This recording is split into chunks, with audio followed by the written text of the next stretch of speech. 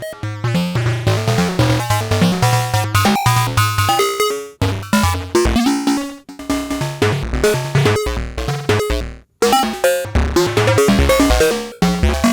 everyone, today we're going to talk about the sequencer of the Labyrinth. If you're just finding this video, it's a part of a whole tutorial series, so you should be able to find more videos in a playlist on my page. Make sure you like and subscribe. And if you want to thank me for these videos or support my channel, please consider signing up to my Patreon page. The link's in the description below. I've got a lot of content for the Moog Sound Studio on there, and I'm planning on doing some more for the Labyrinth at some point. So make sure to check it out. So the sequencer on the Labyrinth is one of the modules within the Labyrinth that I think makes it really unique. It's really fun to play, and it has kind of that West Coast flavor to it. Moog bills it as it generates random patterns and melodies with two 8-step sequencers that have minds of their own. They're able to work in parallel or in series, quantized or unquantized, stable or constantly mutating. So let's break that down a little bit. So as I just said, there's 8 steps for the sequencers. They operate using something called bits. Now, what those do is it's basically a binary system where it turns on and off. And for each one of these bits, for each one of the steps, it assigns a random CV value, a control voltage value. Now, you can quantize that control voltage. There's an internal quantizer. I'll show you how to adjust the scales and everything in the next video. You can't save any sequences like on the mother, but there is one buffer, and you can reset it. If this is the one that's pre-programmed with it, you can reset it by pushing this button right here. And if you want to save your own buffer, you can do that as well. I'll again go over that in the next video because that's where I'm going to do all the button combinations. But the purpose for that is really coming up with a starting point, because this sequencer is intended to generate randomness and kind of evolve on its own, which is why I think they left the ability to save sequences off of it. You can change the length of the sequencer by pushing this little blue button. You can do anything shorter than 8 steps, and if you push it, you can notice the steps go down. You can shift the bits forward, and every time you shift it, the last one will get put to the front. And you can flip the bits on your own manually if you want. So if you wanted to program your own sequence, you could go through and say, flip all these bits off.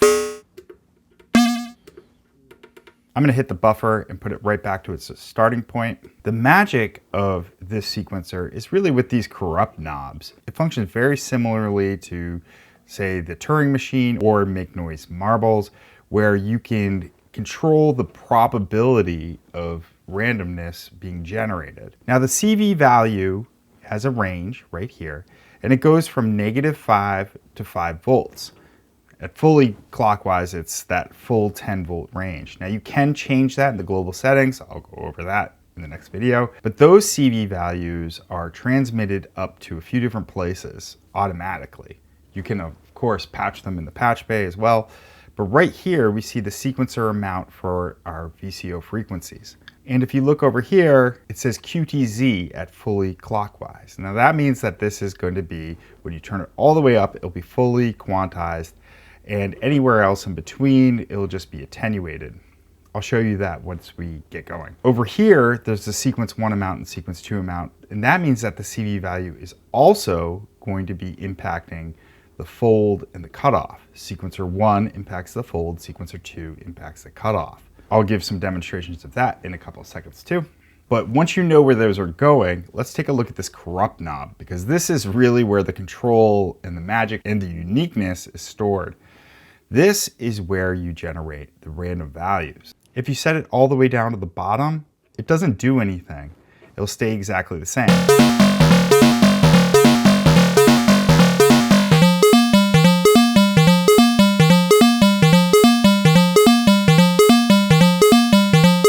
And just to illustrate the CV range, if we turn this all the way down,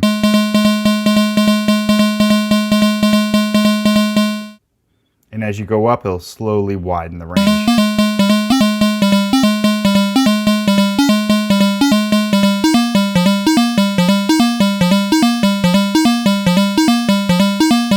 Let's leave it there for now. Now, if we turn the corrupt knob anywhere between 0 and 12 o'clock, what will happen is random CVs will be generated in the bits, but it won't change the rhythm. It won't flip any of the bits. So let's listen to that a little bit.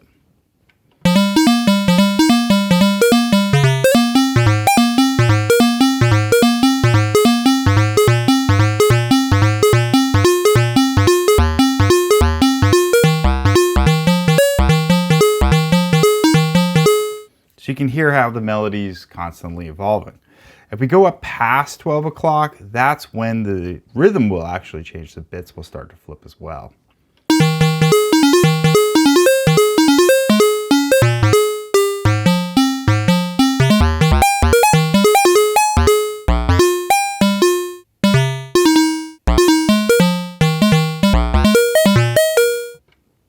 I'm going to reset the buffer.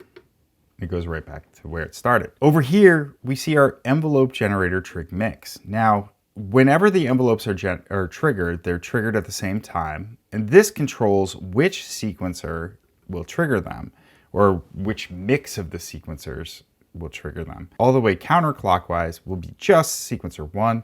As we turn it up, it'll slowly bring in sequencer 2, and then fully clockwise is sequencer 2. Now, it's important to recognize too that the CV value is going to be affecting the VCO1 frequency even if you have this all the way turned up. This is simply for triggering the envelopes. Let's listen to that a little bit. What's fun with this is you can sometimes leave sequencer 1 as with uncorrupted and then slowly corrupt sequencer 2. So it adds, an element of randomness, but still keeping down a steady beat or a steady rhythm.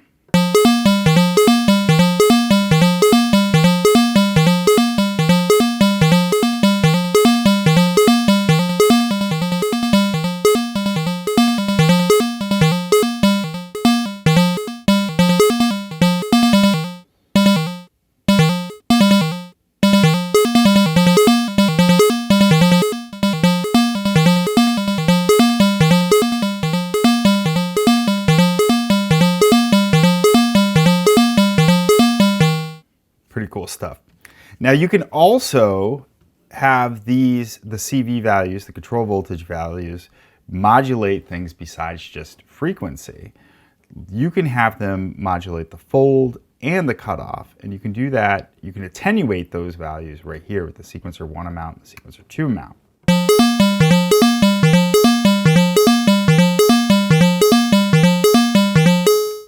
Now recognize that these are step voltages, not smooth voltages. I generally find with wavefolding that smooth voltages have a greater impact. For instance, listen to this.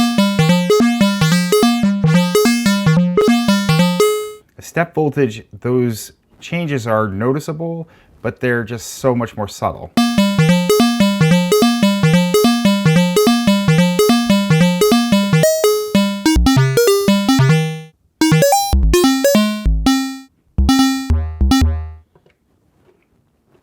You can, however, hear it more dramatically with the cutoff. Now remember, it's going to be jumping around the frequency of the cutoff, high and low and high and low, and it's stepped voltage. Now this one's going to be sequencer 2 modulating the cutoff. It's also more noticeable because the CV values of sequencer 1 are going to be modulating the frequency, so the changes in the cutoff won't match the frequency changes.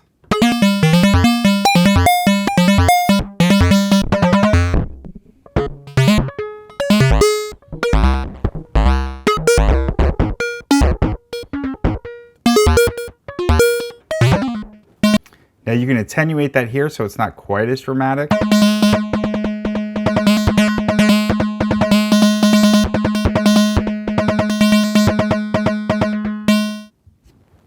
But that's how you have those control the fold and the cutoff.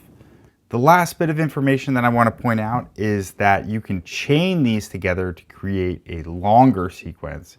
The only downside of that is then you don't have two sequencers working in parallel, but the upside is you get a 16-step sequence. And all you have to do is push this button, and now they are chained together. The corrupt knobs will only affect either the first set of 8 or the last set of 8, which is kind of neat because then you can have the first set of 8 stay exactly the same, and the second half of your sequence will mutate. Let's listen to that.